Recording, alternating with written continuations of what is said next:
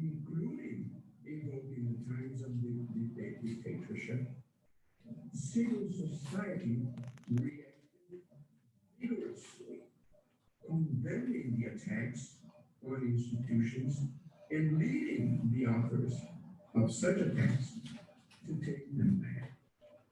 O que Barroso disse é que em face de manifestações autoritárias, tanto pelo presidente... Hello! E aí, rapaziada? Tudo bem? Ixi, vou ter que fazer bombinha antes de começar a sessão.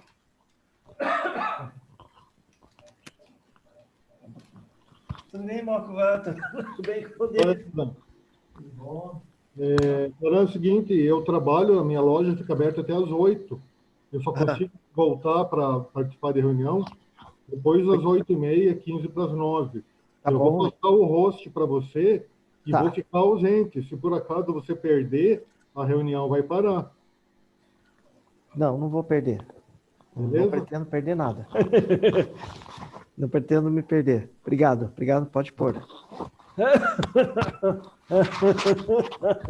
Ai, tá difícil.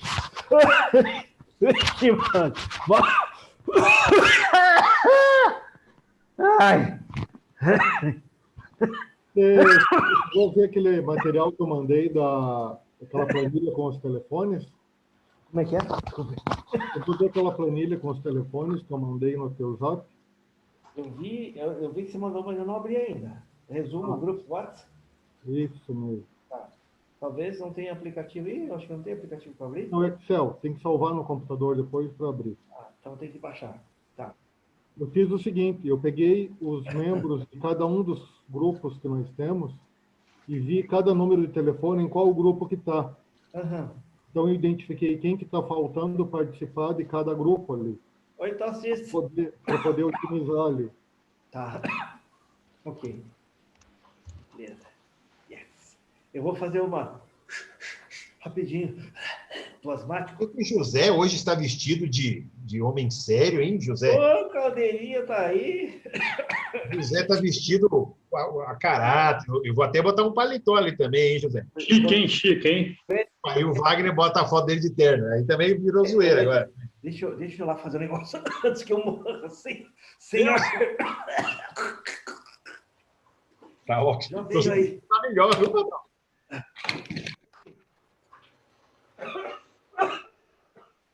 Alô. Porra, Fabão, todo dia agora, Fabão? Opa, não dá para perder, né? Bom? Bom demais. Pô, Pedroso descabelado. Pô, a galera tava tudo dormindo, Pedroso. O cara dormindo nessa hora, bicho, olha. Jeito essa cabeleira, esse negócio. Pô, descabelado não, hein, cara? Você Sim. também tá descabelado aí, Zé? Eu também não, que eu cortei o cabelo hoje. E essa moça linda aí do teu lado? Eu que fiz, praticamente sozinho. Mentira! Mentira! Dá na sua cara, Pia. Eu me fiz. Você se fez mesmo, aí, sim. Eu me auto-fiz. Ô, gente, imagina. Caramba, não tinha ido para o Nordeste, não era essa semana? Quem? O Caramba vai amanhã. Amanhã não. Amanhã. Sexta? Não, amanhã vai o Tomé. O Tomé vai para São Paulo e encontra com o Caran no domingo, no Rio de Janeiro. Um dia bacana para passear na linha vermelha, linha amarela, domingo. Um dia massa, massa, porque é bem agitado. Acho massa, um dia bacana. Mas o Tomé vai antes para o interior de São Paulo, que eles vão fazer o Iron Butt. E aí tem uma reunião lá dos doidos que vão fazer o Iron Butt. Entendi. Aí, quem quiser, inclusive, despedir do Caran hoje, domingo, ele vai almoçar no Rio de Janeiro. Então, quem quiser despedir, aproveitar, ele vai passar na linha vermelha ali. Legal. Oi! Voltei. Grande, caramba. Tudo bom, Felizardi? Tudo tranquilo. Tudo jóia? Já esqueci uma coisa. Tá difícil. Tchau para os tios. Tchau. Tchau para todo mundo. Vou voltar depois. Ou não. É bom que ela deixa bem declarado quem que manda, né? Mas você tinha alguma dúvida disso, rapaz? Aqui não tem dúvida. Ela está com que idade? 8, 8,5. A minha Tecnicamente são 2, porque ela é de 29 de fevereiro, só teve 2. Aham. A minha tá com 6, um pouquinho aqui também. Tá Aqui eu aqui tenho perto. ela com 8, Lá vem. o Vicente com 6. Ai, que engraçado. Olá, Nath, tudo bem? Ih, você perdeu a Larissa, agora saiu. Então, aqui eu tenho a Larissa com 8, o Vicente, que é meu enteado, com 6, e a Manuela com 1 ano e 1 mês quebrado. Vicente, eu não conheço.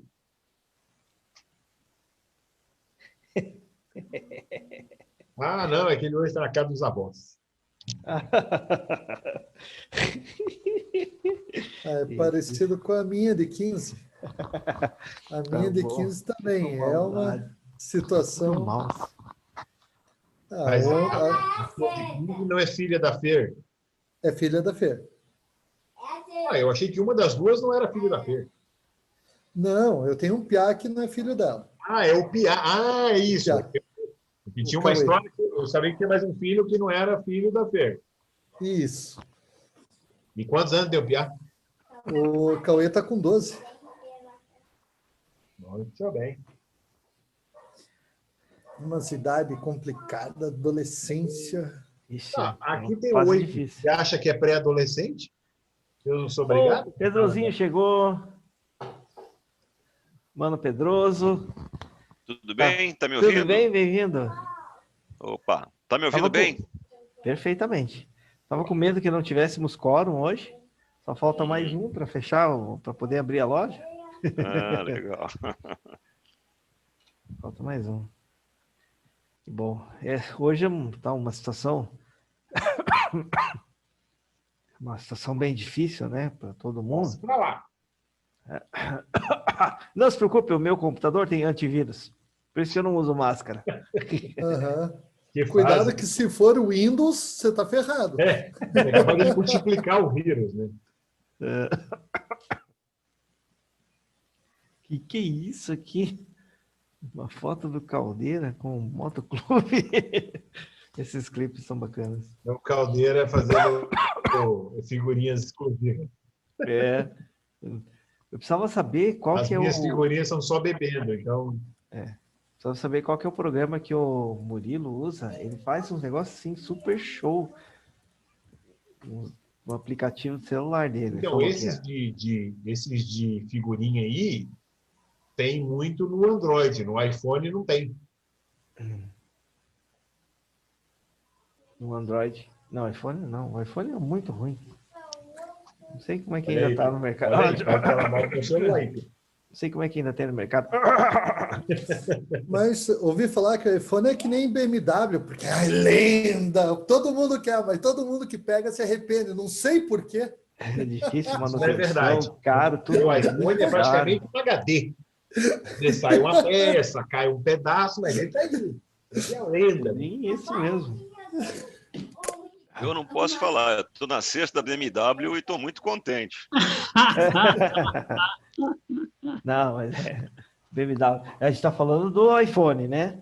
É o iPhone que é o problema, não o BMW. BMW é bom. Eu tenho Não carro. tem nenhuma nova, nenhuma zero. Todas já usadinhas e tal. Tô falando da BMW, da GS.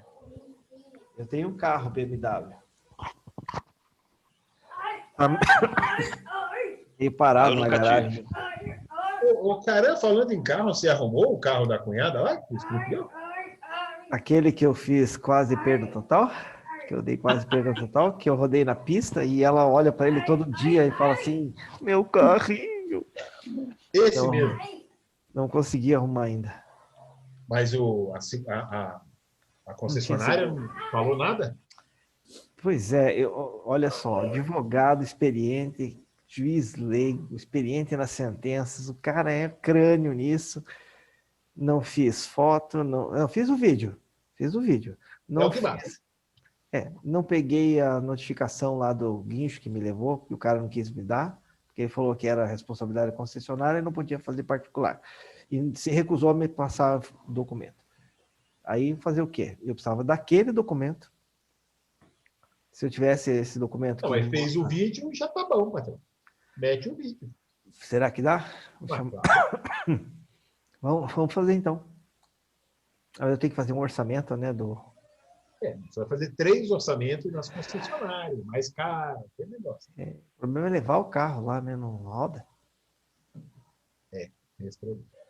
Esse é o problema. Não roda. Hoje, 9h30, a gente dá uma paradinha e faz um minuto de prece para o nosso irmão Nino. Ele mandou uma mensagem agora, falou que está relativamente bem. Não é de toda a verdade, vou contar para vocês, que na verdade ele está com um princípio de pneumonia. Tá. Bacteriana, né? Mas aí ele vai ficar lá no hospital em observação. O médico falou, não, de princípio, está SUSE, vai tomar medicação essa noite e vamos ver amanhã. Né? De princípio, até o final de semana está em casa de volta, enchendo o saco. Tomara, né? A gente fica torcendo para que as pessoas fiquem enchendo o saco. Nesse sentido. Não, tem alguns que a gente não torce, não. Tem alguns que fazem e não gostam, a gente não torce, não. Nós vamos ter pessoas que não são maçons convidados para participar dessa nossa sessão de hoje. Tem muita gente dos motoclubes, esqueci de avisar, né? Mas eu acho que não vai ser problema. A gente não tem nada que possa ser comprometedor aí para falar. É puramente motoclube, né? Mas só para saber, esqueci de avisar. Sim, senhor. Pessoal E o cara que vai dar, aquele cara de Salvador, que vai dar palestra de amanhã? De bonde? É amanhã, né? Amanhã. Por isso que a gente não vai fazer nada hoje, vai ser amanhã. Vai ser difícil amanhã.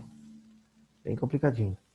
Não, amanhã, meu dia e minha 9h30, pelo menos a palestra dele.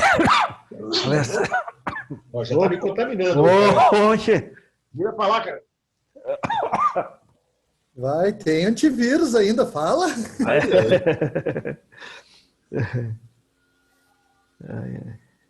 Essa palestra de amanhã, de bonde, ela é aberta também, não? Só para membros. Não. É aberta, não. Só para bodes.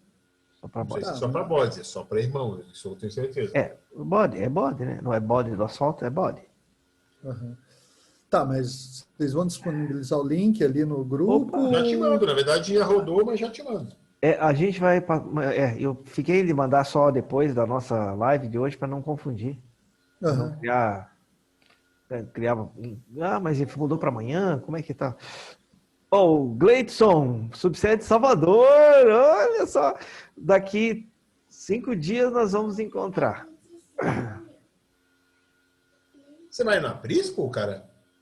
Com certeza, imagine. Ida e volta. Agora fiquei com inveja. Vamos junto. Tô precisando de companhia. Vai encontrar Tomé me abandonou. um pequeno caixa d'água, presidente. Tomé me abandonou, vai me encontrar só no domingo, se eu não me engano. Segunda-feira. Então, vocês vão se encontrar ali na linha verde, Favela da Maré, linha vermelha ali. Bacana, um lugar bacana para passar domingo, viu, cara? Você acha bem legal, assim. Achou. Assim, você deixou o testamento? Só para saber. Tô levando 2 pistolas. Deixa eu atender o telefone, peraí. Se bobear, ainda leva 12 junto. Caramba, mas deixa eu perguntar. O aprisco, veio uma mensagem, acho que semana passada ou retrasada, que ele estava fechado lá. Eles estavam suspendendo tudo. Mas ele vai receber a gente, né? Imagina, o cara tá vindo lá os irmãos vindo de Curitiba lá para Santana Feira de Santana. Você acha que ele não vai jantar com a gente, pelo menos? E vai abrir o aprisco só para mostrar. Mas nem que tire foto só na porta, pendurado no portão. Tá certo. Né? Imagine você ir daqui lá para jantar com eu. E ele não vai abrir pra gente?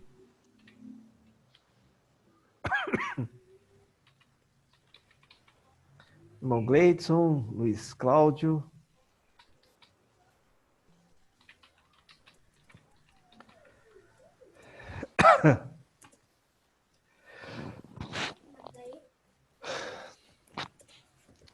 Vai ser muito divertido. Eu tô, assim, muito preocupado com essa viagem. Muito Mas por quê? preocupado. Imagine, nunca fiz uma viagem sozinho assim. Quando a gente vai de bonde, a gente tem aquela parceria, aquele companheirismo, você sabe que está seguro, está cheio de gente, pelo menos 3 ou 4 juntos. Primeira vez que eu vou fazer uma viagem, um grande trajeto, um pequeno trajeto sozinho, e o outro restante do trajeto só com o Tomé. E os irmãos vão estar nos recebendo ao longo do caminho, óbvio, né? Mas existe uma preocupação Sim. em andar em terras desconhecidas, né? Porque aqui para o sul, no ano passado, eu fui 3 vezes para o Chuí. Fui primeira vez com um grupo, depois fui levando os outros irmãos, depois o outro. Então, eu fui levando o pessoal, né? Mas fui 3 vezes. Eu conheço o sul, a gente conhece, é a nossa terra, né? É o nosso cantinho. Aqui tá fácil. Daqui é Santa Catarina, Rio Grande do Sul, é tudo muito fácil. Agora, ir para o Nordeste, lugar desconhecido, passar por áreas de risco como Rio de Janeiro, São Paulo, já me falaram que Pernambuco tem uma área muito perigosa também.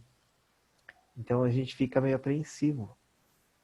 Mas quando você for para entrar nessa cidade, os irmãos de lá não vão, de repente, te auxiliar? Ali como escolta, estarem junto, montar um bonde, não sei. Eu estou torcendo para que isso aconteça. Eu sou muito ansioso para que isso aconteça. Eu criei um grupinho, não sei se você está lá, vocês estão participando, um grupinho da BR-101. Depois eu mando o link para quem quiser participar. Eu vou querer. Tem vários irmãos aqui nesse grupo. É para Rio de Paiense mesmo. Então ali tem o irmão Erivelton, tem o casal Paviani, obrigado. Casal Paviani. Então estamos ali naquele grupo.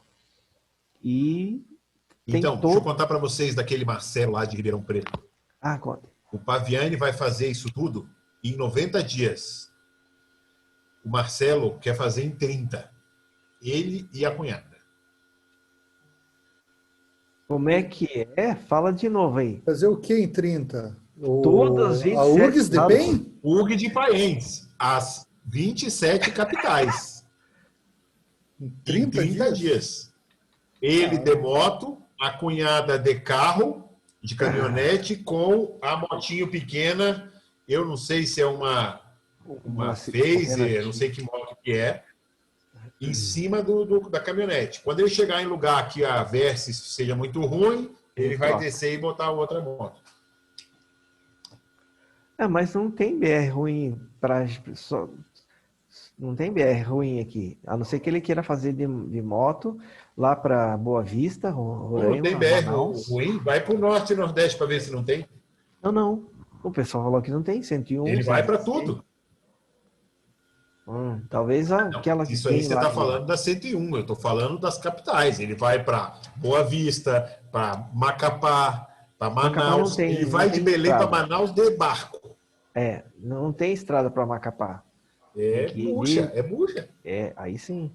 Mas qual a sugestão do maçaneiro? Como ele fez? Ele foi de avião para Macapá, Manaus e Boa Vista. Mas e o golpe? Aí é golpe, né? Não, são os 3 estados permitidos que se faça, porque não tem estrada. Cortou sua voz aí. Opa! Rafa, você desligou o microfone. Fala de novo, Rafa. Eu estou botando fé no caba macho. O cara que tá indo de moto. Fala, Dashi. Boa noite. Boa Dashi. Bem-vinda. Bem-vindo, Dashi. Boa noite a todos. Como estão? Mestre Adachi. Prazer estar com vocês. Obrigado por ter vindo aí. Vamos nos divertir bastante aqui. Fiquei triste que eu perdi a última do Como Fazer Cubas. Eu não pude participar, me deu um contratempo no meu trabalho, mas... É para ter a gravação em algum lugar no YouTube lá, que eu não sei o que aconteceu. Eu vou dar uma olhada, se eu conseguir, vai ser... Eu não sei se já foi feito. Bom. Não sei se já foi colocado. Tem que ver com o irmão Caldeira, se ele mandou a parte dele. Eu não sei quem que ia fazer, era o Mokva, né? Aham. Vamos, Era imperdível, mas eu perdi. mas vamos fazer novamente. E vai estar gravado tudo. A primeira palestra do Caldeira já está gravada, né, mano? Sim, a primeira sim. A primeira palestra está lá. Agora a segunda não foi ainda. A primeira eu assisti, foi muito boa. Parabéns aí. Que bom, que bom. Ai, estamos querendo atingir o maior número de irmãos possíveis aí. Exatamente. Mas quem não participa perde, né, cara? Perde. Olha a hora, presidente. Faltam 2 minutos. Pô, eu já sou 8. É o Caldeira que está controlando aí o horário. Falta um ainda. Falta um. Deus. E uma vez que a nossa loja convidou um monte de gente para participar da palestra, era marcado para 8 horas, né, Tossi? Você estava junto nessa. Tinha sido marcado para as 8 horas, era 8h20 e nada de começar ainda. Um monte de gente debandou. Assim, não dá, né? Não dá. Pontualidade maçônica. A minha loja, o Fábio tem participado, a gente dá uns 5 minutinhos ali do choro, né? 5 minutinhos do choro nós damos. Agora, mais que isso é zoeira, né? Na tua lá, Tossi, eu já nem me sinto mais como convidado, eu já sou praticamente da casa, quase toda terça. Da casa. É uma honra para a minha loja tê-lo sempre conosco. Toda terça já Uma não vez marca eu tava- mais lugar nenhum. Uma vez estava numa reunião com os gringos. Pô, e os gringos são super pontual, né? E começaram a atrasar. Daqui a pouco chegou um cara e falou: nós estamos com um problema em Nova York. E daqui a pouco a gente começa. Aí eu liguei a CNN, peguei o segundo avião batendo na Torre Gêmea, né? Falei, que reunião porra nenhuma, porque esse não seria. Queria um motivo justo para atrasar, né? Não, mas sabe que eu participo da loja, a loja inglesa da Glui ali de São Paulo. Rapaz, os caras são pontuais mesmo. O cara tem 20 minutos, o cara quando dá faltando 10 segundos, o cara já dá um apito. Falta 10. Quando dá 20, ele dá o cara corta. Irmão Heron, seja bem-vindo. O cara leu uma lista de regras no início. Ele tem dedicado a isso. Ontem me deu azia por causa da carne moída. Boa noite. Carbonato, depois voltou. Osmarzinho! Tudo bem? Ixi, eu não fiz bomba. Não deu certo. Vai morrer. O palestrante vai morrer antes da palestra. Deixa eu avisar o nosso irmão de Salvador ali, que o dia que nós vamos estar lá. Dia 3 de setembro, Salvador. Vamos almoçar lá. Não, 9 horas da manhã para estar chegando em Salvador. Vamos poder passar uma tarde em Itapuã. Você legal, e eu também passaremos uma tarde em Itapuã. Gracinha. Vai lá no Aprisco, lá ver se tem sorte lá, o Edinho abrir a mão de pagar um churrasco para você. Truco. Falou que vai nos dar janta. Mas não o Edinho, né? No Caldeira, Eles fique à vontade, tá? Eles inventam desculpa. Eu estava lá uma vez, mandaram apagar toda a luz do norte, todo. Deu um blackout lá, não pagaram nada. Olá, Mano manos. Caldeira, todos às vezes são bem-vindos. suas. Vamos começar a brincar um pouquinho. Então, hoje, o queridão Caramba vai falar sobre visão periférica. E assim, né, tudo que a gente comentou bastante na palestra passada sobre curvas, né? A importância que tem o contato visual, né? Porque as decisões que a gente toma é de acordo com o que a gente está, para onde a gente está olhando, né? É por aí que o cérebro consegue fazer os cálculos e a gente tomar a decisão. E o cara hoje traz um assunto legal, né? Que é a visão periférica, que é um complemento de algo que a gente não pode perder. Nós, em relação ao trânsito, e a gente em relação aos outros veículos, né? Então, o irmão Caram vai fazer essa primeira apresentação, e aí, na sequência, depois, nós vamos bater um papinho. Quem tiver dúvidas, pode levantar a mão ou mandar uma mensagem ali no grupo de texto, que aí a gente vai chamando conforme vai vendo, porque aqui na tela realmente não aparece todos que estão participando, né? Então, qualquer coisa, se levantar a mão a gente não vê, dá uma chamadinha ali no texto que a gente fica de olho. Beleza, maninhos? É isso.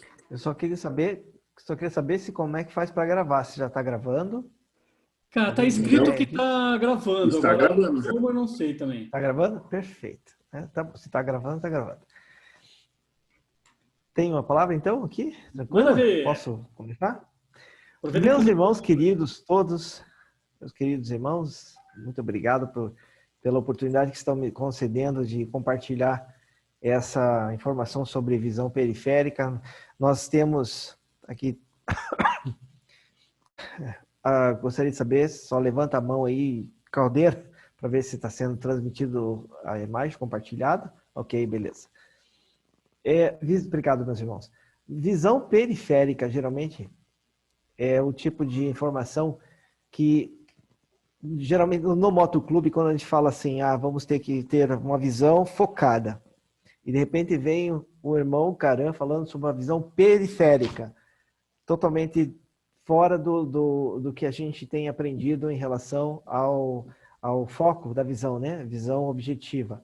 Mas vocês vão compreender que não existe nenhuma divergência entre aquela doutrina que nós aprendemos sobre focar, onde você está fazendo a curva, que é ter a visão objetiva, né? A visão definida. Não existe divergência disso com a teoria da visão periférica. E eu vou explicar por que que não.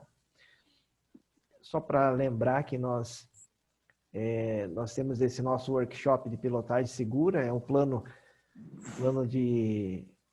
da gestão 2020-2021, da coordenação da Subsérie Curitiba. E aí nós temos a presença do irmão Emílio Caldeira como nosso diretor de segurança, diretor de pilotagem e segurança. E o objetivo é fazer encontros quinzenais, apesar de que nós teríamos uma exceção para a semana que vem, no dia 2 de setembro, o nosso irmão Big Jorge, que era para estar hoje nos abrilhantando com sua palestra, não pôde fazer. Então, na semana que vem, no dia 2 de setembro, ele tem um material maravilhoso preparado para nos apresentar na semana que vem. Eu convido já desde de pronto todos a participarem da palestra dele na próxima semana, quarta-feira. Qual é o tema da segurança na questão de visão do motociclista? Quando nós estamos pilotando, nós temos a nossa visão comprometida por vários motivos. Primeiro, o capacete, nós todos sabemos que não importa se ele é pequeno, bem apertado, justo ou não justo, ele nos limita. Ele causa uma limitação porque, mesmo com aquelas abas, com aquelas viseiras mais amplas nos capacetes, né, a viseira mais ampla, mesmo existindo isso, ainda assim, o nosso deslocamento de cabeça, ele fica comprometido por todo o equipamento que temos de segurança, por todo o sistema que nos prende em cima da moto. A primeira coisa que nos compromete é o capacete. Limita a nossa visão. O segundo é o estresse do trânsito, que é óbvio. Não importa quanto tempo nós tenhamos de pilotagem, um determinado momento nós vamos passar um pequeno estresse durante a pilotagem, quer seja porque os outros veículos à nossa volta estão muito próximos, ou porque estão muito rápido, ou nos fecham, ou qualquer outra situação que possa nos comprometer. A atenção e a tranquilidade. Então, esse estresse que há no trânsito também é motivo de causar uma certa dificuldade na nossa visão. Quando temos, então, igualmente, a questão da velocidade com que nós estamos nos deslocando, nós temos uma limitação ao nosso campo de visão, do nosso campo de visão. E é batata, como dizem, né, na expressão, 99% dos acidentes acontecem por causa da falta de percepção do motociclista. Quer seja da falta de atenção, quer seja da falta de visão, quer seja da falta de cuidados adequados pilotagem. Não é, a maior parte das vezes o acidente que acontece não é culpa de terceiros, é do motociclista. Isso é 99%. São raras as situações em que a culpa é exclusiva da outra parte, de outro motorista. São raras as situações. Por quê? E eu vou explicar por quê. Quando nós assumimos a responsabilidade, quando nós assumimos o papel da responsabilidade na pilotagem, como sendo nós, acreditando que nós somos responsáveis pelo que acontece, nós estamos canalizando ou para nos livrarmos do problema ou co-criarmos o problema. Eu digo isso porque quando nós temos uma coisa chamada direção ou pilotagem defensiva, que é a direção defensiva que nós aprendemos, nós estamos observando tudo à nossa volta. Então, se aconteceu um problema, algum acidente, é porque eu não observei tudo à minha volta. Se o vizinho da frente, o motorista da frente freou bruscamente e eu dei na traseira dele, é porque eu estava muito perto. A culpa é minha.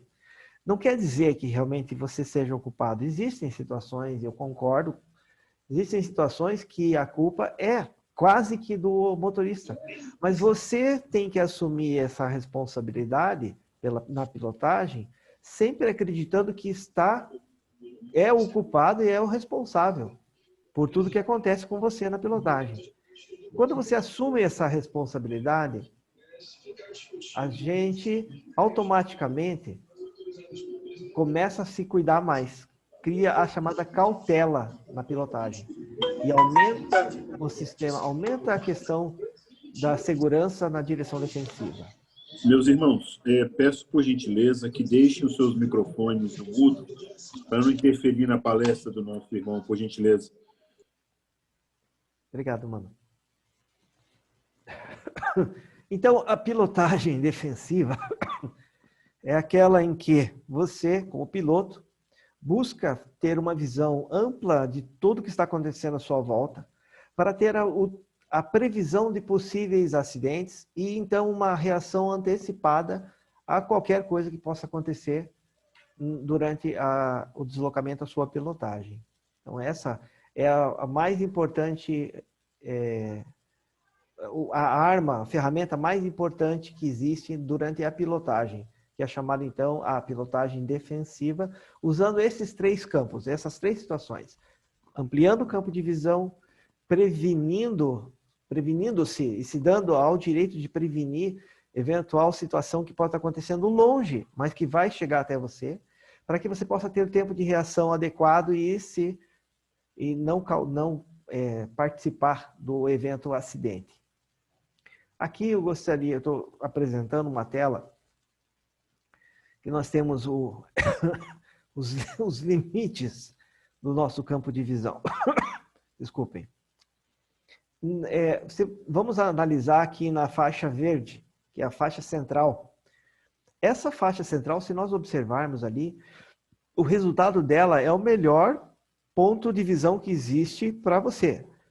É um ângulo pequeno de apenas 10%, 10 graus de ângulo que você tem à sua frente, mas ele te mostra um texto claro, um foco adequado daquilo que está à sua frente, em uma determinada distância. E nós vamos entender, vamos assim estabelecer um critério que não é científico, porque cada corpo humano tem uma reação diferente à questão de luminosidade, o olho de cada um funciona diferente. Nós somos seres individuais.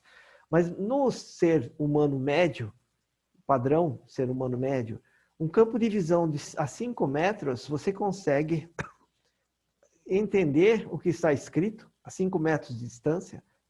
Você tem em velocidade 5 metros, não importa a velocidade aqui, depois eu vou falar sobre a velocidade para frente. Mas você consegue ter um ângulo de 10 graus à sua frente, uma visão mais clara sobre textos, objetos, o foco.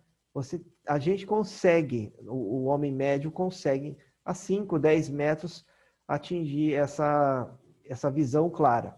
Por que eu uso esse padrão 5, 10 metros? Eu sou o atirador desportivo, eu pratico tiro ao alvo. E todos as provas, os testes mais objetivos que são aplicados numa distância entre 5 e 7,5 metros, ou 5 e 10 metros. Porque o homem médio, cientificamente falando, tem esse campo de visão fácil de fácil acesso na sua conjectura, estrutura muscular visual, né?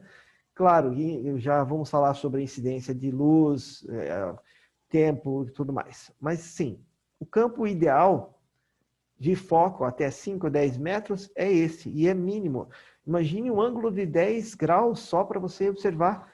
Pomos a mão na frente, esticando o braço, seus ombros dão isso, mais ou menos. 10 graus à frente. Depois, na linha amarela, que nós vamos observar nesse gráfico, que começa a deformar. Você já não consegue enxergar, veja, no primeiro ângulo, primeiro momento, os 10 graus, é onde você está focando o seu deslocamento. Né? É onde está focando o deslocamento. E aí, se você focar esse deslocamento ali, o que está à sua volta, até 30 graus, começa a perder forma. Acho que sim. 60 graus, você perde mais ainda a forma. Né? Perde mais ainda a percepção de cor, de forma, os objetos. Então, se você mantiver a tua pilotagem apenas com a cabeça voltada para frente, no foco da visão na estrada, na rua, no trajeto que você vai andar, tudo que está à sua volta, com 30 graus, acima de 30 graus, perdeu o ângulo de visão, perdeu a noção. A gente perde a noção. E 60 graus já era, você não enxerga mais nada. Então, quando estamos pilotando, o nosso foco na frente, olhando fixamente, ponto fixo, lá onde eu quero me deslocar, todo o resto à minha volta fica nublado. Fica fosco.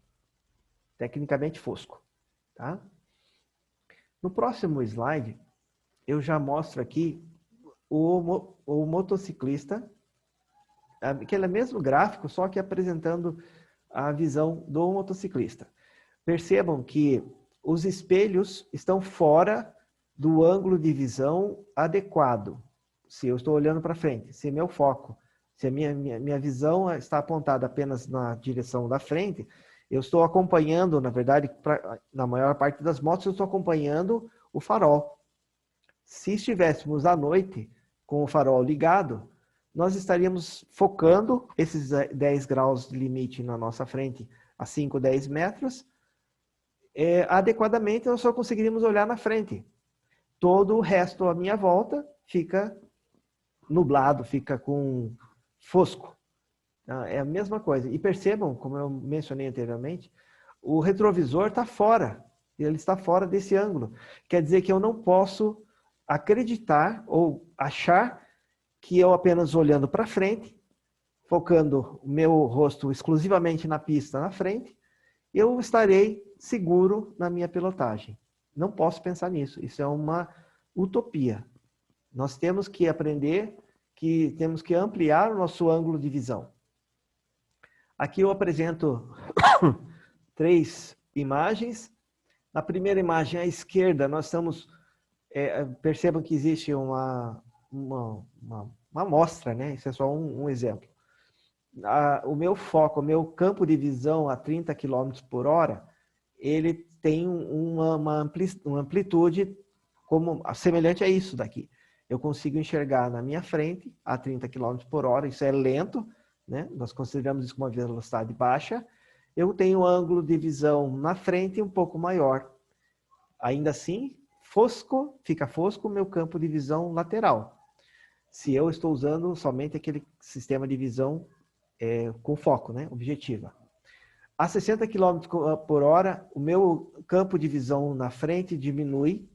E a 80 km por hora, vocês percebem que nem consigo imaginar aonde que está o meu foco. Porque não tem. Isso a gente chama de cegueira induzida pelo movimento. Você percebe que vai passando à sua volta tudo e você não consegue enxergar o que está à sua volta. Qual é a solução para essa questão? Primeiro, Antes de falar sobre a solução, vamos falar sobre mais coisas que podem reduzir a visibilidade. Desculpem, a nossa visibilidade.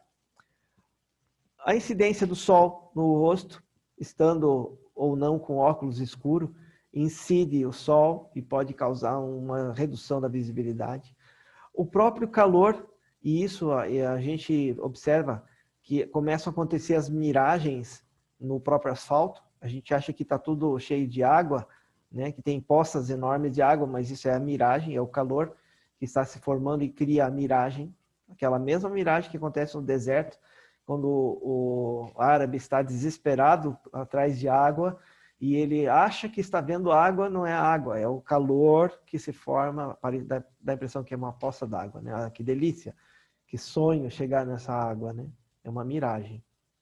A chuva reduz o nosso ângulo, a nossa visibilidade, a capacidade visual. Neblina, o anoitecer é pior do que a noite. O anoitecer, por causa do sol, da queda da luz, essa transição entre a luz do dia e o entardecer, né? Isso é prejudicial à visão.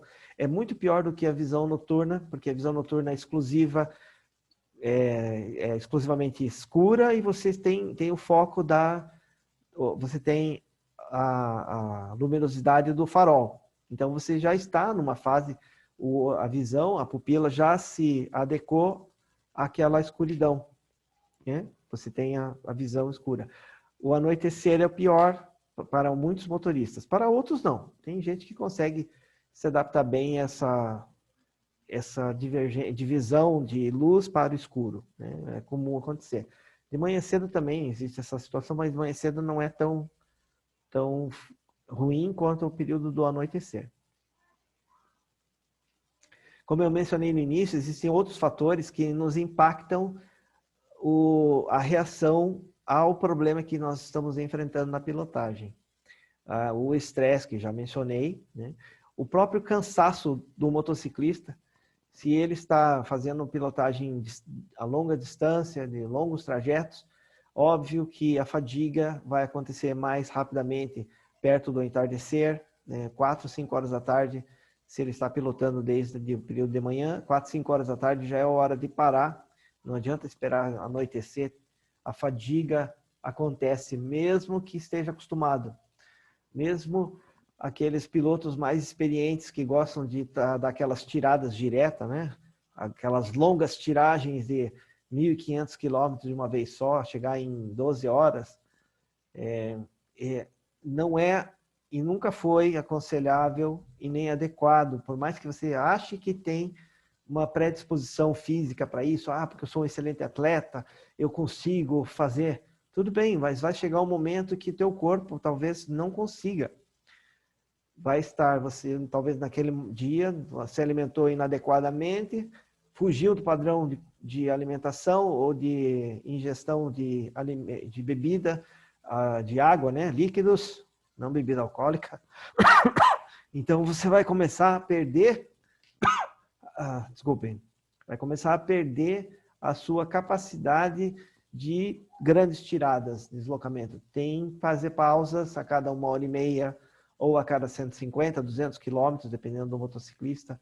Mesmo que você goste de tacar direto, né? Faça paradas para fazer a movimentação do corpo, para fazer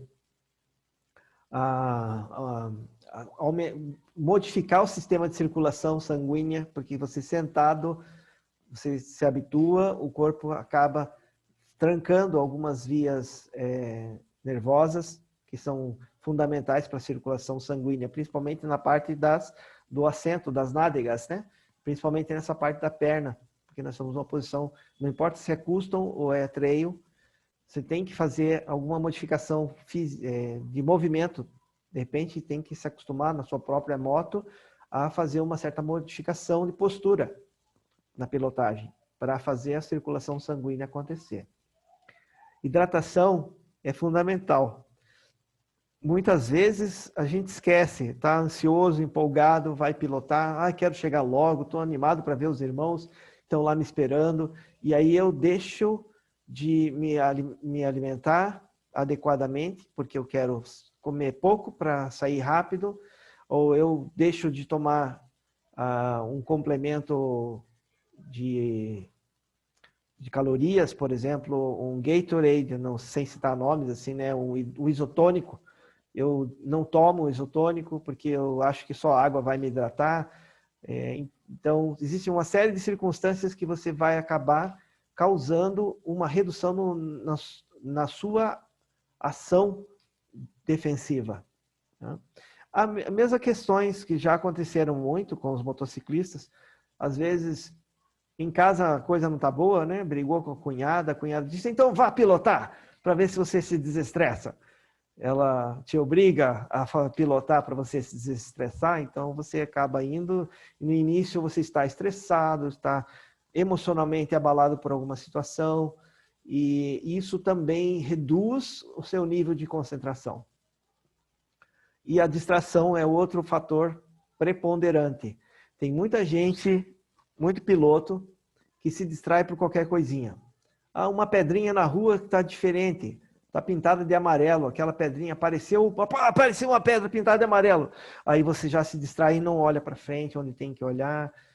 Um buraco que te causou susto, né? Tomou um sustinho lá, ou de repente você não percebeu, se distraiu, esqueceu de olhar o retrovisor e vem a toda velocidade alguém ultrapassando você e você fala, da onde que surgiu esse carro? Né? Da onde que veio? Eu não vi. Então, esse tipo de distração é motivo que impacta na reação à necessidade de defender-se na hora da pilotagem. Estamos falando sobre pilotagem defensiva. E aí, desculpem, nós temos os fatores externos. Eu sempre gosto de falar sobre fator interno e externo, parece que é coisa típica de juiz, né? Tem os requisitos extrínsecos e intrínsecos e está na cabeça da gente. O fator externo, até agora ali, no momento, eu falei sobre fatores internos, né? Que cabe a você. O fator externo é a pista que você está se deslocando, o clima, como já mencionei, o fluxo desse trânsito, a sua própria motocicleta, de repente, começou a fazer um barulhinho que você, poxa vida, o que é isso agora? O que eu vou fazer? Então, esses fatores externos causam distração, causam redução na sua reação para a defesa sobre aquilo que pode eventualmente acontecer. Então, agora vamos à solução para o problema. Quais são as sugestões? Isso aqui não é uma teoria consolidada e resolve todos os problemas, mas é uma sugestão. Manobras de cabeça.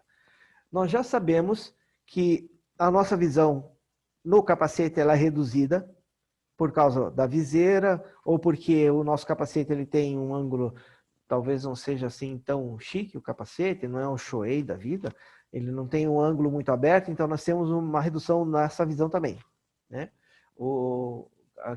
Alguns chamam, como é que é o nome daquele negócio do cavalo arreio, estribo. Estribo. Alguns capacetes têm até características tão semelhantes à do cavalo que incomodam para fazer você só olhar para frente. Qual é a ideia, a sugestão? Primeiro, checagem de espelhos. Lembra daquele ângulo de visão lá, né? Se eu olhar só para frente, eu não consigo olhar os meus espelhos. Eles estão fora do ângulo de visão. Então, o que eu tenho que fazer? Eu tenho que mexer a cabeça. Eu vou ficar olhando para os espelhos.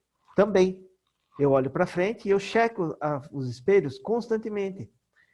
Essa checagem de espelho, a sugestão é que seja feita. Isso é questão de prática, mas a sugestão é no máximo, ou no mínimo, de 3 em 3 segundos. Conto, 1, 2, 3. Olha aqui, olha aqui. Olho para frente. 1, 2, 3. Aqui e aqui. 1, 2, 3. Aqui e aqui. É assim mesmo. Pilotar desse jeito. E esses 3 segundos são sugestões para quando nós estamos num trânsito muito movimentado. Um trânsito extremamente agitado, com muitos carros, muitos veículos andando e querendo ultrapassar e tudo mais. Quanto maior o fluxo de trânsito naquele momento que está pilotando, maior deve ser... Desculpe, quanto maior Eu já ia chamar a atenção de alguém, cara, e foi você. Cara. Puxa, pode chamar a atenção minha mesmo, mas eu sinto muito. Eu esqueci que eu tenho outro aparelho aqui. O meu está desligado. Esse é o do escritório. Quando, então, nós estamos com o maior fluxo de veículos, nós temos que usar o menor tempo possível. 3 segundos é o ideal.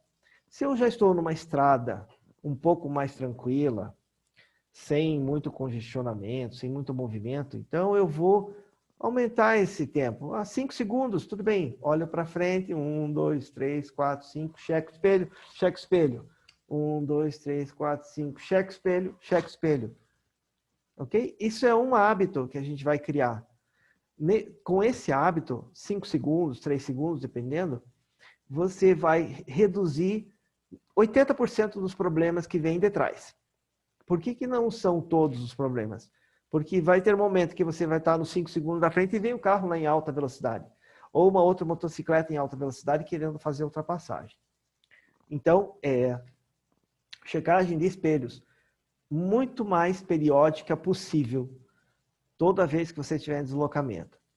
Em bonde também, não podemos esquecer, depois da semana que vem nós vamos falar sobre isso, quando você está em bonde, você vai checar no espelho se o seu companheiro de trás está lá. 5 segundos olhando para frente, e aí cheque espelho, você pode verificar se o seu companheiro de trás, ou dependendo de onde você esteja, está te acompanhando, está muito perto ou está muito longe. E dá tempo de resolver muitos problemas. O que seria checagem de ombro? Já que nós não conseguimos fazer a visão de olhar de um lado para o outro, porque nós temos a limitação, é a cabeça que vai ter que se mexer. Do lado esquerdo, ombro. Do lado direito, ombro. Então, qual é a sequência ideal? Espelho, espelho, ombro esquerdo, ombro direito. Espelho, espelho, ombro esquerdo, ombro direito. Isso ajuda até a circulação sanguínea do seu pescoço, que está tenso ali na pilotagem, né? Fica tenso. Você relaxa, vai lá. Espelho, espelho, ombro, ombro. Existe a checagem de rapina. Essa expressão checagem de rapina, eu não achei nome melhor para dizer isso. Né? Checagem de cauda fica feio, e outras expressões que pudessem usar também ficaria. Checagem de rapina. Rapina é o rabo do pássaro lá, né? A cauda da ave. Então, eu achei rapina seria o termo adequado para isso. Quando é que eu faço isso? Eu não vou jamais fazer checagem de rapina se eu estiver me deslocando com a moto em movimento, em hipótese alguma.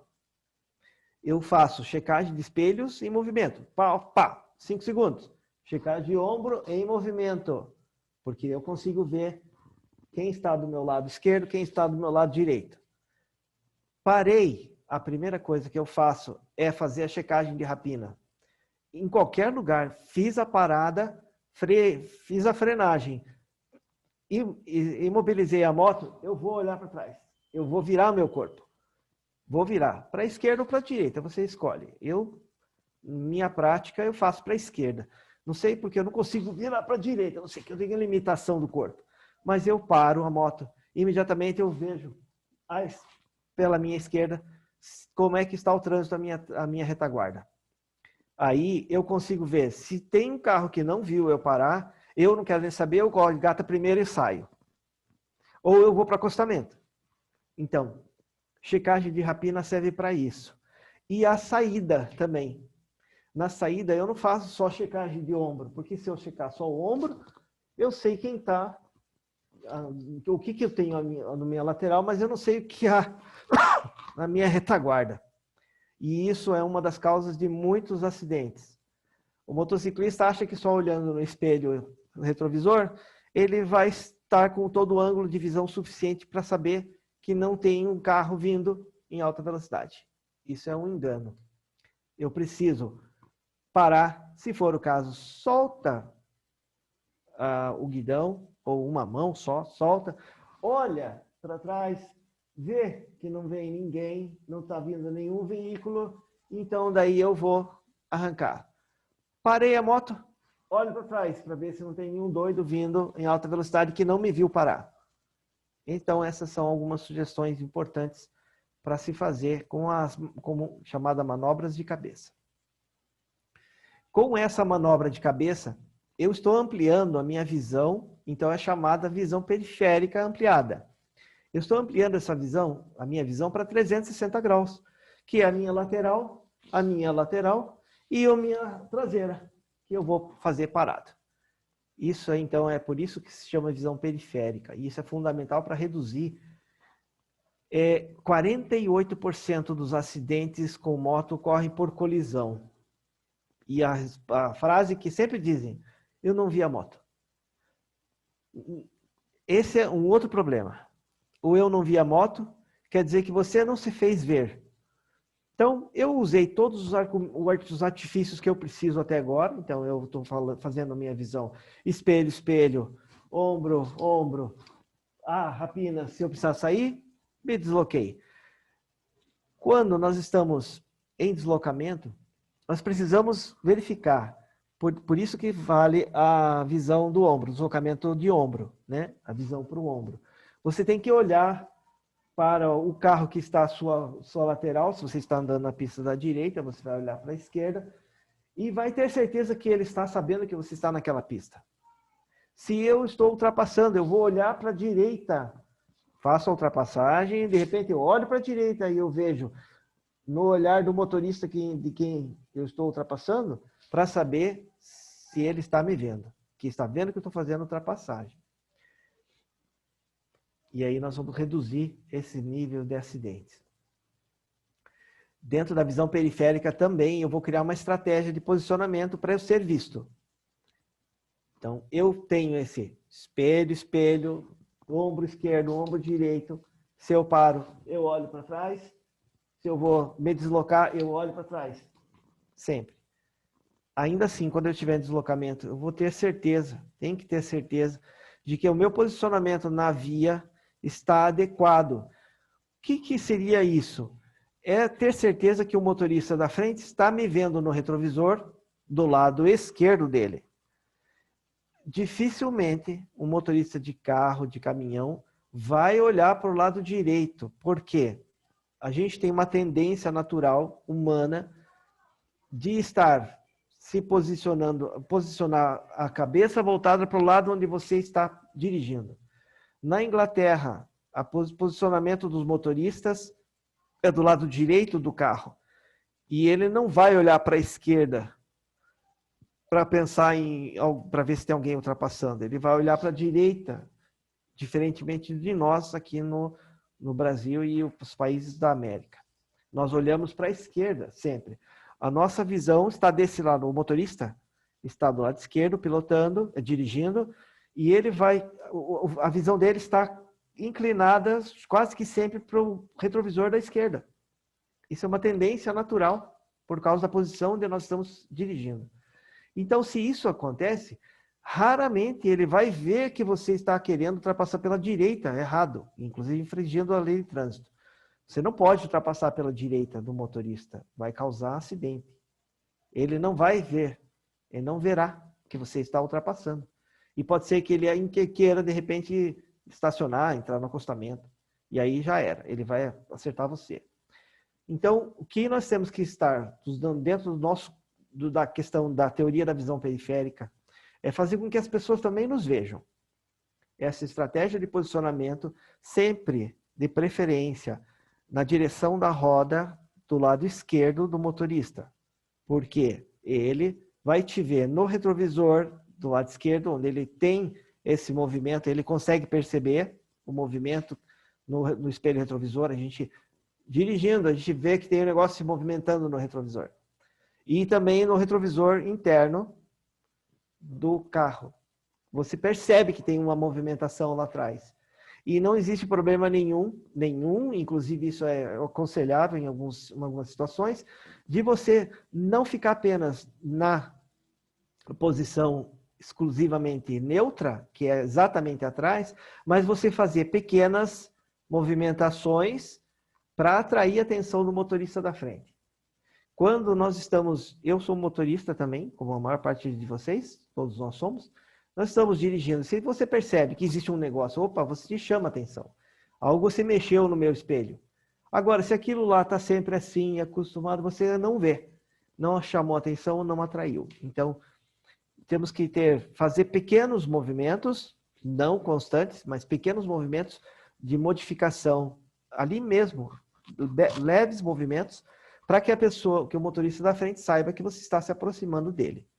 E é óbvio que se nós formos fazer a ultrapassagem pela esquerda, nós vamos inicialmente ter certeza que ele percebeu que você deu seta de ultrapassagem, e aí não tem problema nenhum em você dar uma pequena buzinada para que ele fique atento, que ele veja que você vai ultrapassar, e aí então proceder o deslocamento à esquerda.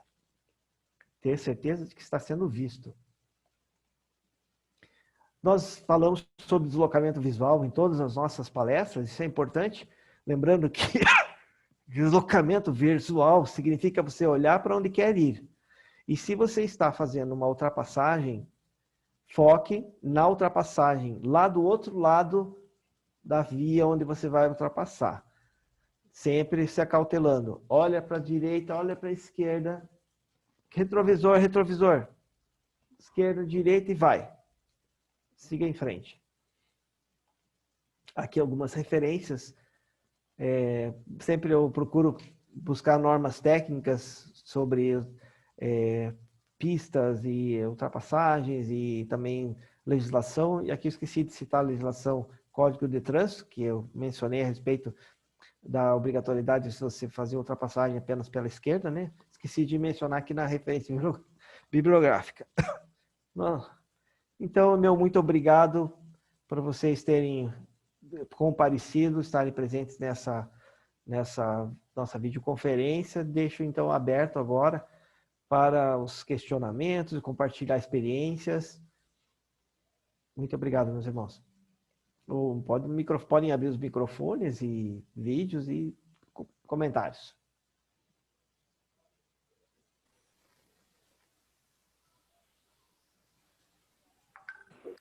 Calma, não precisa falar todo mundo ao mesmo tempo. Pode falar um de cada vez. O Felizardo, é o Caldeira que vai gerenciar agora, tá bom? Eu vou ficar aqui relaxado agora. Obrigado. Tranquilo. Cara, eu achei muito 10 ali. Eu acho que, de repente, numa próxima oportunidade que entre no assunto, entrar também o posicionamento do GPS, que é aquela situação, por exemplo, a GS já vem com suporte que fica quase na altura do rosto, onde fica ali próximo daquele dos 40 graus de visão, mais ou menos, quando você tem a noção de forma, então você desvia o olhar um pouquinho para o GPS, você tem o vulto que você ainda enxerga as cores na frente. Ainda tem alguma atenção. E quando você passa para baixo, no guidão ali, que você abaixa a cabeça, você tira totalmente aqueles 60 graus, que você ainda enxerga alguma coisa, né? Eu acho que a única coisa assim que talvez numa próxima que se vira repetir é bordar, porque é algo também que a pessoa tira sai do campo de visão ali para enxergar. Eu acho que é algo que vale a pena explorar dentro desse tópico. Perfeito. Inclusive o seu comentário é bem pertinente, porque a maior parte de nós temos o GPS ou o próprio celular na frente. O lugar dele estar posicionado é de uma forma que você não perca a sua visão lá nos 5 metros, né? Você tem que só sentir a movimentação do seu GPS. O GPS, na verdade, ele jamais pode estar abaixo, você jamais pode ter uma situação que você tem que baixar a cabeça para ver o seu GPS. Ele tem que estar lá na frente mesmo. E você tem que olhar a estrada e o GPS, né, nesse ângulo de visão. Você tem toda a razão. Obrigado, meu irmão. Ô, irmão Silene Lopes. Tudo bem, irmão Lopes? Bem-vindo. Opa, satisfação. Mais alguém? Perguntinhas? Então, irmãos, chegou agora, estamos na parte de perguntas, comentários e assim por diante. Até que foi rápido a palestra, né? 43 minutos só. Não, foi bom. Então, gente, aí, já que ninguém pergunta, deixa eu fazer uns comentáriozinhos também. Aquela parte que ele comenta de descanso, não é por acaso que a autonomia das motos é em torno de 220, 250 quilômetros, né?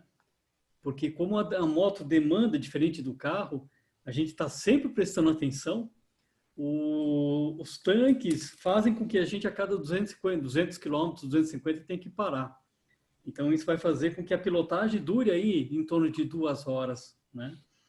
E outra coisa importante é quando ele comenta sobre a gente se mostrar, a gente se fazer visto, né? Um lembrete que eu tento fazer sempre. À noite, é muito importante o farol estar regulado, tá? Porque quando o farol, a gente está pilotando com luz alta, ou o farol está regulado, desregulado, né, e a iluminação está para cima, a nossa vista, o nosso cérebro, para calcular a distância, ele precisa, por isso que nós temos 2 olhos, ele precisa focar em pontos fixos, em pontos rígidos, digamos assim, né, onde tenha contraste, e por esse ângulo ele consegue calcular se está perto ou se está longe. Quando a gente está com o farol desregulado, à noite ele faz uma penumbra, e aí o olho não consegue calcular, e a impressão que o cérebro tem é que o motociclista está longe. Então, muitos dos acidentes que tem em rodovia, e às vezes até em cidade, do carro que cruzou porque achava que dava tempo, é porque a moto estava com o farol desregulado e o cara achou que estava muito longe. Então, é muito importante a gente regular o farol para a noite, ele está sempre apontando melhor para baixo do que para cima.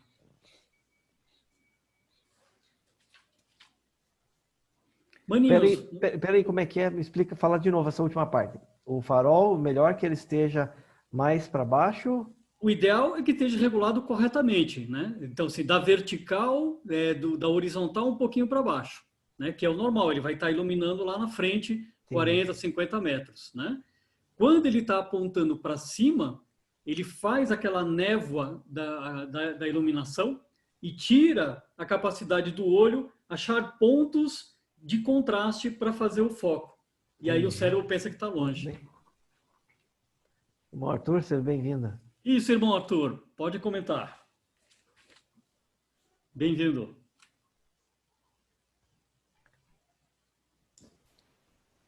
Obrigado e boa noite, meus irmãos.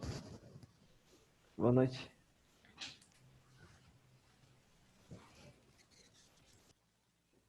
Gente, vamos perguntar, senão vamos ter que assistir novela, né? Fica ruim. Oh, que horrível, né?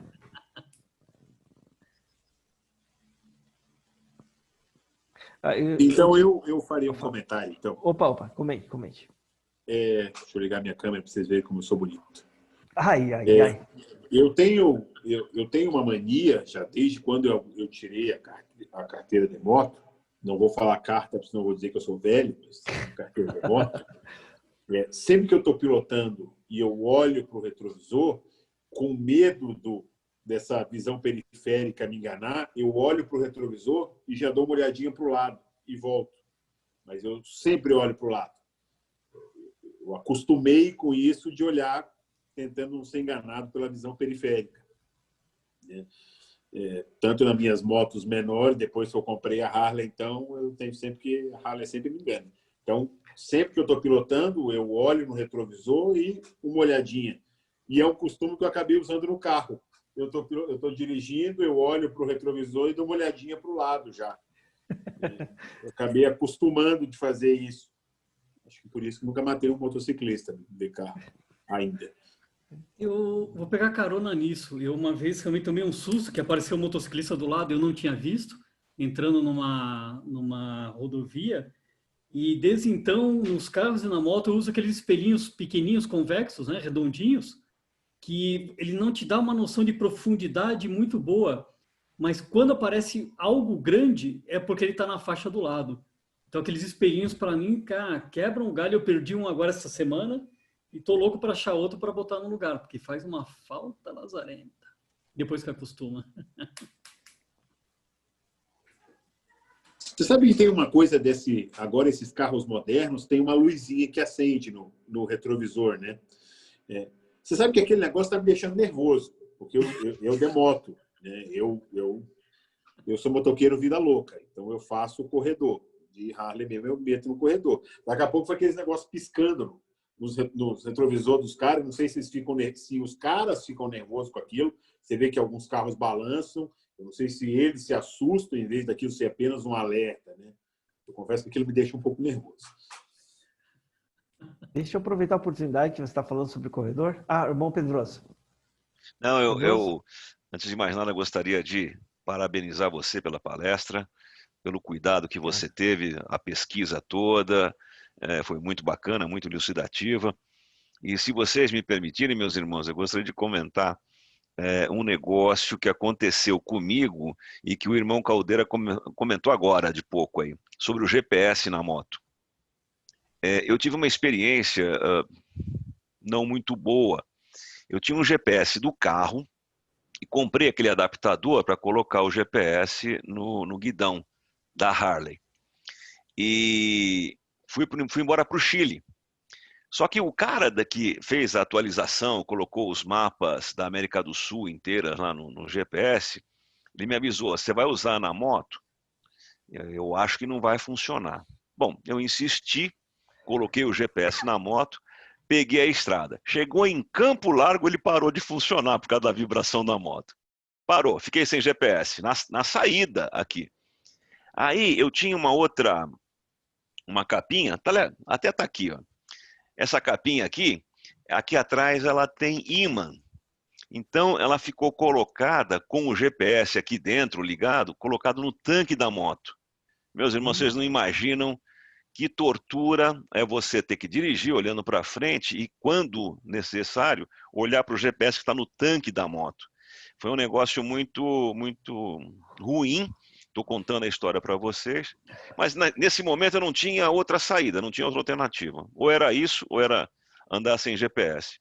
Então, eu acho que a colocação que o Caldeira fez é muito importante, viu, cara? E numa próxima, inclua isso, viu? Porque realmente é muito legal. Estou comentando um GPS de automóvel, que é coisa mais antiga. Hoje você vê esse pessoal os motoboys, né, que vivem correndo pela rua, todos eles têm um suportezinho já mais acima, como o Caldeira falou. Pode reparar, motoboy tem o celular colocado já numa posição mais acima. Quer dizer, está coberto de razão, é isso mesmo, e só queria compartilhar com vocês esse erro que eu dei aí, tá bom? Um abraço a todos. Irmão. Foi o irmão Felizardi que fez o comentário, né? Sobre a... foi Felizardi, perdão. Felizardi. Tá certo. Vamos dar o crédito aí, né? Isso. Eu fiquei contente que eu fiquei me parecendo mais bonito, né? Barbão, tal, chique. Mas uns quase 15 anos mais novo, né? Eu ia ficar quieto. Eu ia fazer um comentário sobre o corredor. O irmão Tostes falou sobre o corredor, né? Como juiz, diversas vezes eu sou questionado nas audiências de instrução e julgamento em que tem envolvimento de motociclistas em acidente de trânsito nessa questão. Eles querem, as partes, né, principalmente os donos de veículos, os carros, querem a todo custo que eu diga que o motociclista é culpado pelo acidente quando ele está no corredor. E aí, infelizmente, até que isso pode ser um tema mais para frente, uma discussão até sobre acidentes de trânsito que acontecem. Não existe, então eu sempre falo a mesma coisa, olha, é o seguinte, não existe lei que proíba, não existe lei nenhuma que diga que circular entre os veículos, entre os carros, é proibido. A lei não fala, não cria nenhum tipo de proibição nesse sentido. E aí, no nosso direito brasileiro, o que não é proibido é permitido. Qualquer legislação, não é só direito brasileiro. Mas assim, no nosso Código de Trânsito brasileiro, não tem nada escrito lá, é proibido circular no corredor. Tanto não então, tem... chefe, eu preciso lhe fazer uma correção. Opa, corrija. O Código de Trânsito foi mudado agora em julho quanto a isso. É esse? Opa, tô desatualizado então. Então, essa mudança é de agora. Então, foram definidas 3 regras básicas do corredor. Efetivamente, não existia antes. Só pode andar no corredor quando ele estiver parado ou muito lento. E o muito lento ficou o subjetivo, mas parado ou muito lento. É permitida a passagem de moto no corredor em velocidade reduzida e compatível com a segurança dos pedestres que vão estar passando entre os carros, ciclistas e demais que podem usar também o corredor. E só pode fazer corredor onde haja pelo menos 3 faixas. Então, onde houver só 2, é um problema, porque não poderia mais.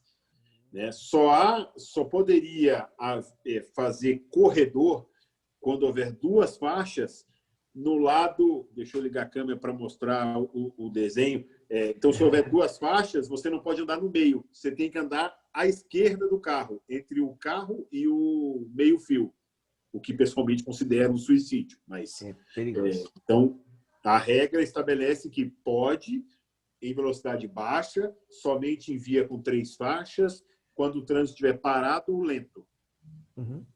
Essa é a nova legislação, a alteração que foi feita no Código de Trânsito em julho. E, de qualquer forma, meu raciocínio continua certo. Não é proibido fazer corredor. Como sempre, meu coordenador, o senhor está sempre certo.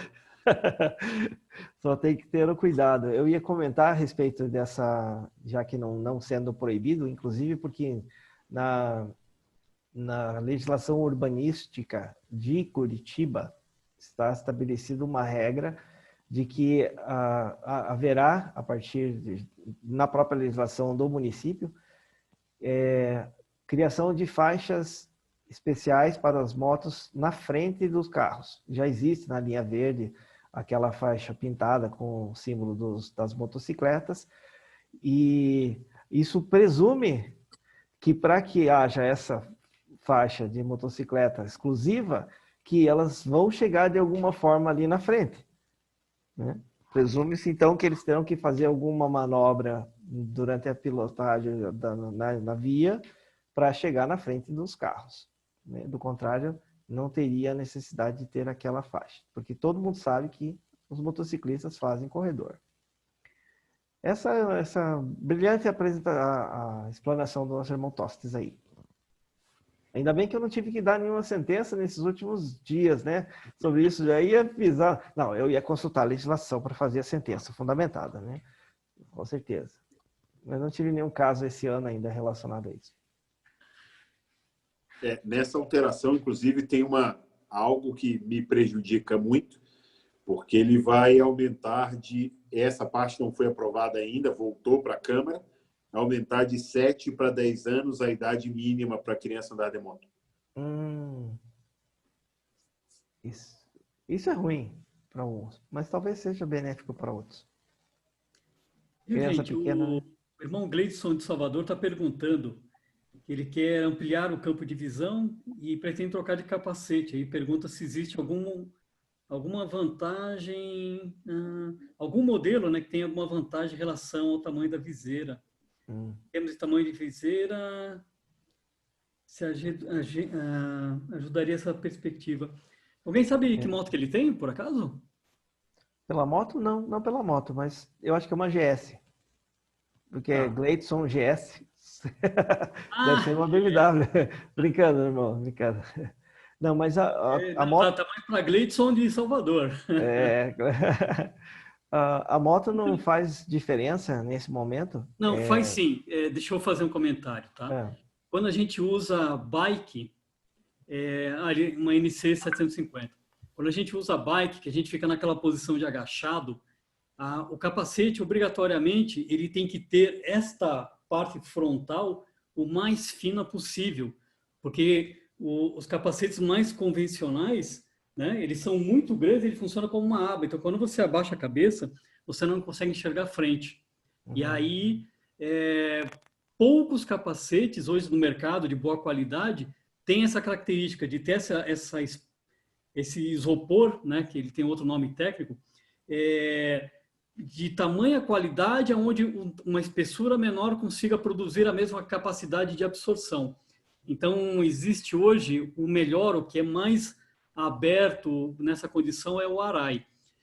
Por outro lado, esse capacete, para usar em motos onde a postura de pilotagem ela é vertical, acaba sendo um pouquinho ruim, porque o fato dos outros capacetes eles terem essa aba muito grande ajuda em relação ao sol. Então, quando você está usando o sol do meio-dia, 1, 2, 3 da tarde, ele funciona meio com uma proteção para os olhos, né? E já quando o sol começa a baixar, então ele dá uma proteção de sol um pouquinho maior. Então, para a maioria das motos, principalmente que a gente tem no Bodes do Asfalto, que a maioria são motos onde, aliás, onde a gente tem poucas esportivas, né? O tipo do capacete não vai influenciar tanto, né? Realmente, como o Karan falou, alguns ele tem uma abertura um pouquinho maior, mas depende também daquele que tem um melhor conforto na cabeça, né? Desculpa, Karan, continue aí. Não, certo, certo. Eu ia comentar que, na verdade, o que faz diferença, é claro, você tem toda a razão em relação ao tipo de motocicleta ali, né? Da forma de pilotar a motocicleta. Mas eu iria me referir ao sentido que a relevância não está nem tanto nisso, quanto está no modelo que você vai comprar do capacete. Porque, por exemplo, a Norisque, por exemplo, ele tem vários modelos, uns modelos com a viseira mais ampla e outros com a viseira mais curta. Então, não tem como dizer exatamente qual é o capacete que vai ser... não existe assim uma marca específica que diga, essa marca você pode comprar porque ela tem a visão ampla. Não dá. Tem que ir na loja, pegar cada capacete, se adaptar ao casco na sua cabeça, adequar o casco do capacete, né? E verificar se esse casco é adequado e te dá uma visão mais ampla. Então, você tem que experimentar, né? Tem que fazer experimento mesmo. O que eu sugiro, os capacetes são mais caros, né? Mas eu sugiro que eu ainda não consegui comprar um capacete nesse nível, é o Shuei, né? Que é um capacete famoso nesse sentido. E tem mais um que é americano, que é bem comum. Já vou lembrar o nome. O Shuei é o mais comum. Todo mundo, os melhores motociclistas aí costumam buscar esse tipo de capacete, que tem inclusive até fone e tudo já adaptado. Irmão Felizardo? Quanto à situação do capacete, eu lembro na época que eu tinha 09, então eu conversava muito nos grupos com o pessoal de Speed, né? Tem uns capacetes, por exemplo, a Shuei que tu colocou, eles têm muito capacete para pista, onde ele reduz bastante a visão lateral. Ele vai fazer exatamente o inverso. Por quê?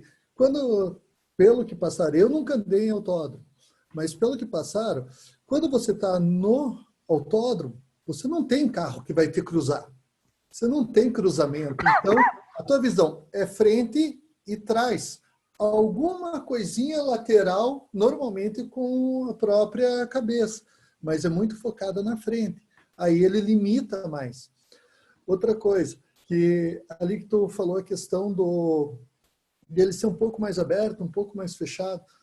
Na verdade, ele não vai mudar muito, porque ele vai sair daqueles 60 graus de visão, né? Que você tem em foco, você ainda vê um pouco de cor, você vai entrar numa área aqui que você já não tem praticamente utilidade durante a pilotagem, né? Pelo menos eu entendo assim, não sei se seria isso mesmo. Se o nosso objetivo ao comprar um capacete é ampliar o ângulo de visão, se você tem maior lateralidade na visão, você pode ter perdido aquela noção de foco, mas você tem ainda o movimento. E isso te chama atenção. Por mais que você esteja usando, então, a técnica espelho, espelho, ombro, ombro, quando você faz o ombro, talvez com uma visão mais ampla, você consegue enxergar mais ainda atrás. A questão de vultos, esses vultos que podem causar o problema, né? E aí você observando o vulto, sabendo que tem alguma coisa estranha vindo na sua direção que você não conseguiu visualizar no retrovisor, então você vai se acautelar mais. Você vai ter mais tempo para se proteger de qualquer acidente. Então, entendo que seja importante, quanto maior o ângulo, maior a viseira, mais aberta a viseira, entendo que seria mais pertinente a redução para a redução dos riscos, né? Porque tem que lembrar assim, a gente está com o capacete, mas os olhos mexem também. Então, quanto maior a abertura lateral, mais você pode estar trabalhando, né? E no autódromo, realmente, a gente pilota só olhando para frente. A gente tira os espelhos e o foco é olhar para frente. Mas nas tomadas de curva, é importante você ter o contato visual, porque quando entram duas motos para fazer a curva ao mesmo tempo, vai ter preferência aquela que está um pouquinho mais avançada. Então, você tem que estar com contato visual lateral, porque é importante. É tomada de decisão em um pouco tempo para fazer alguma coisa, né?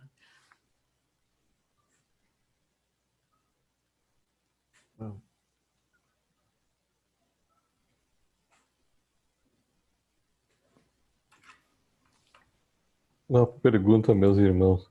Em relação ao capacete, o escamoteável ele tem que ser um número maior do que o normal, do que o outro? Por que a pergunta? Porque eu tinha um Shark tamanho 62, né? E o outro que eu uso é o tamanho 60, o outro. E esses tempos atrás eu comprei um Norrisk, e aí só que ele pressionava, machucava a cabeça, que eu tive que me desfazer dele. Eu não sei se tem alguma diferença de... É fábrica. Exato. É forma de cada capacete. No meu caso, eu me adapto muito bem com o capacete japonês, Suomi, Arai, e eu não consigo vestir o AGV, que é italiano. Então, isso é bastante interessante. Quem é narigudo, normalmente os capacetes italianos são melhores, porque eles são feitos para italiano, que é narigudo. O japonês, ele é tudo curtinho, ele é mais fechadinho, menorzinho. Então, realmente, bate de novo no que o Karan falou. Cara, tem que experimentar, porque o tamanho vai variar. Queira ou não queira, existe uma pequena variação em relação ao fabricante, mas muito em função da forma que o capacete tem. E eles costumam ter um padrão. Às vezes, uma fábrica, ela vai ter um formato que não encaixa na tua cabeça de jeito nenhum. Isso é comum acontecer, sim. O Norrisk, para mim, não deu certo. Eu andava a 50 km e eu tinha que tirar ele. Não aguentava a dor e da pressão que fazia. Eu me adaptei bem com o Norrisk. Minha cabeça é um pouquinho menor, talvez esqueci em cima. O Shark me deu bem. A gente pode falar sobre fazer comparação com os sapatos, né? Você calça o número 38, mas e a forma do 38 de uma determinada fábrica não serve no meu pé, ou é mais pontudo, ou é sapato bico fino e não dá certo, né? Então, o capacete é a mesma coisa. Antigamente, eu comprava capacete pela internet, achando que estava tudo bem, estava tudo certo, era aquele modelo que eu queria, o número do capacete era aquele e acabou. E eu descobri que isso não dá certo. Eu tenho que ir agora na loja, eu vou na loja, eu experimento o capacete, eu coloco, eu subo na moto, que eu mais ou menos tenho o meu formato para ver se ele não está batendo em algum lugar e tudo mais, né? Então é questão de experimentar mesmo. O irmão Pedroso levantou a mão ali. Não, fala aí. Está sem áudio, Ele já vai abrir.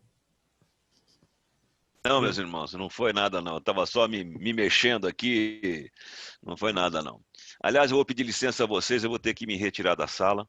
Então fica aqui meu boa noite a todos e mais uma vez, Karan, parabéns e muito obrigado pelo seu tempo, pela sua dedicação a todos nós, tá bom? Obrigado, meu irmão, pela presença, pela companhia sua, é sempre importante para nós aí, como todos os irmãos.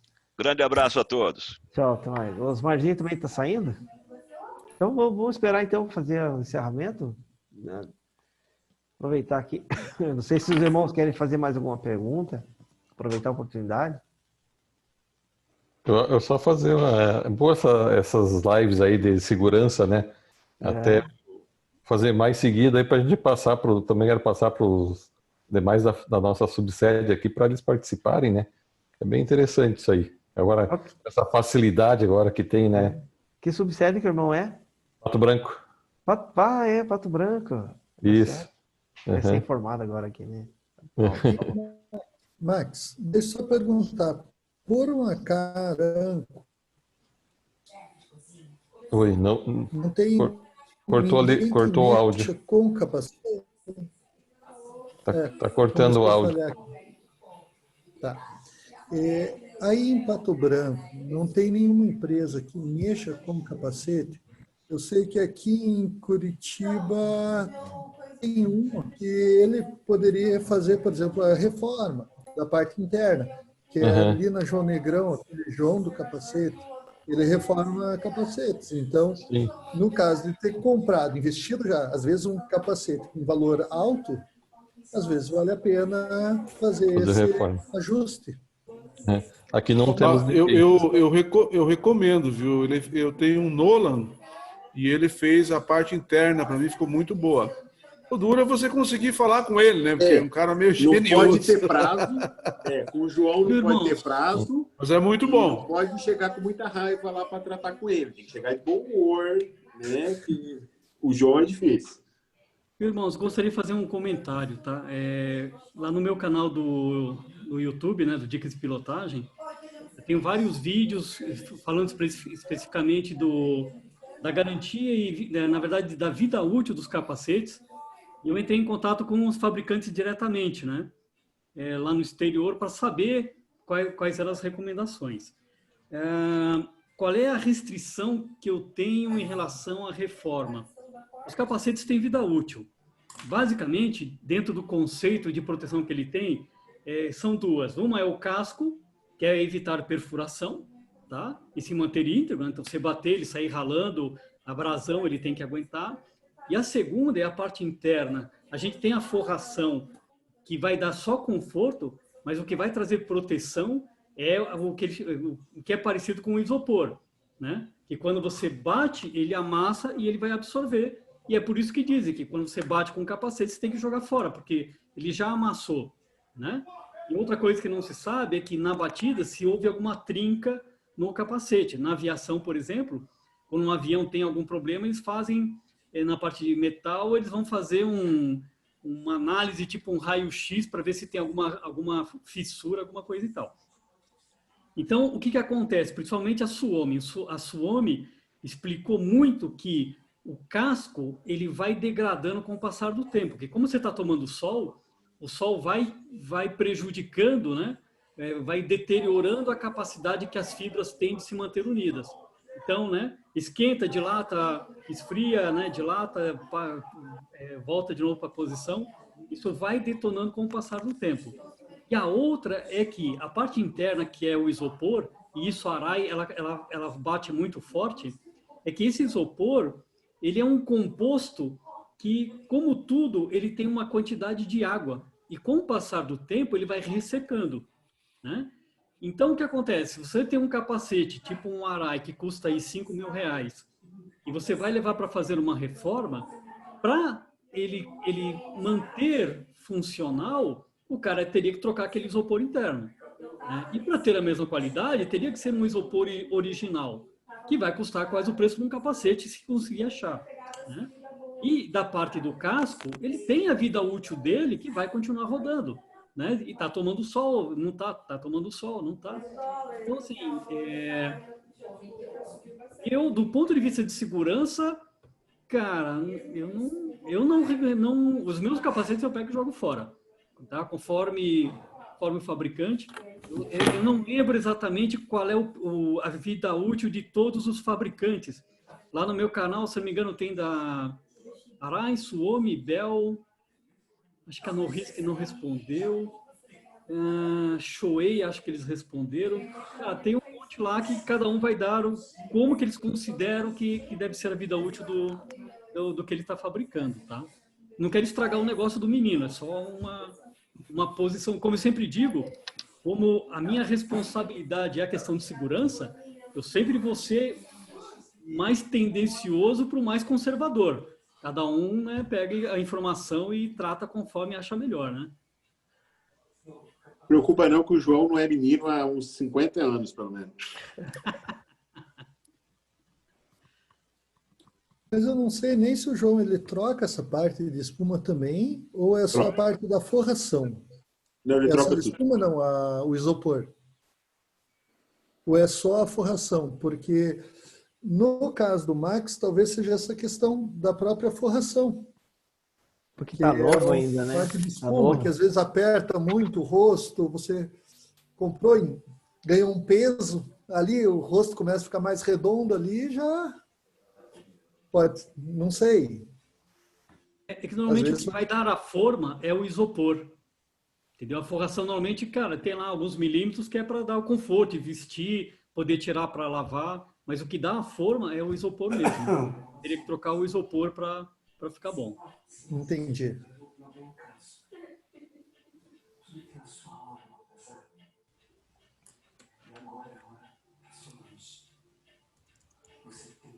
Então é isso. Vai dormir, Osmar? Vou dormir. Vamos encerrar. Vai falar. Vamos encerrar.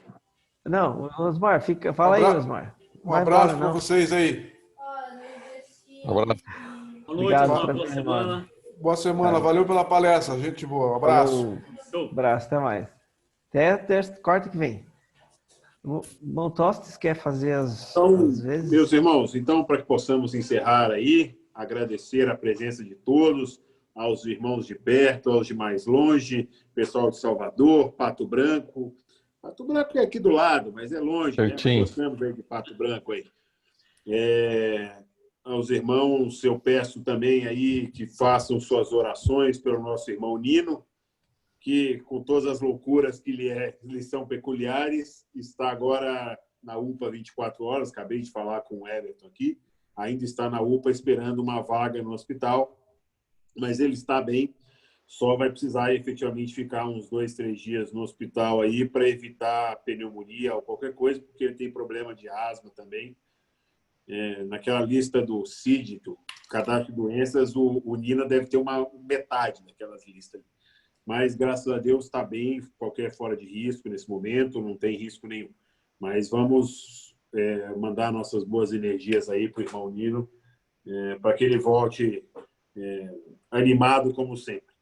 A todos meus irmãos, muito obrigado, uma excelente noite a todos. Caram, parabéns. Mano Caldeira, parabéns mais uma vez. Excelente palestra. Damos por encerrada a nossa reunião. Obrigado, meus irmãos. Obrigado a Boa todos. noite. Um abraço. Um abraço, meus irmãos. Salvador, estamos em pé e ordem. Opa, Salvador. Tá frio em Salvador? Estamos chegando aí. Salvador, meu irmão. Subsede Salvador. Tá frio aí em Salvador? Não, aqui não faz frio. Chegou a 23 graus, o baiano tá debaixo de cobertor aqui. Não é?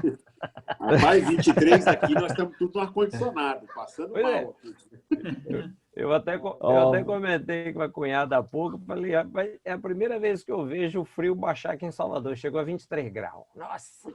Nossa, que horrível. Dia 3 eu vou estar tomando café da manhã aí com vocês. Opa, tome em pé em ordem, meu Dia irmão. 3. Um abraço, meu Obrigado. irmão. Quinta-feira agora, abraço. semana que vem. Estamos já. aqui, meu irmão. Qualquer coisa, precisar de uma situação, estamos aqui em pé em ordem. Obrigado, mano. Obrigado. Prazer Abraço a enorme. todos. Obrigado, Caramba. Parabéns. Adachi, obrigado por ter vindo aí, querido. Até mais. Até a próxima. Foi bom, Heron, o Hélio nem falou nada hoje, né? Quarta-feira que vem estamos aí de novo. O irmão Adachi marca ponto, né?